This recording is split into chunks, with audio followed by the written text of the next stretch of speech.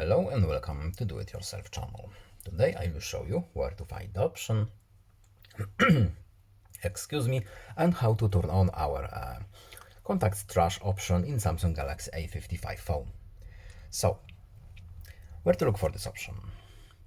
We need to open our phone app first. Then we need to navigate to contacts, and in our three-dot menu we have manage contacts and contact settings, etc. So we need to open our contact settings. And here is our trash function. What does it do? We have short explanation here. Keep deleted contacts for 30 days.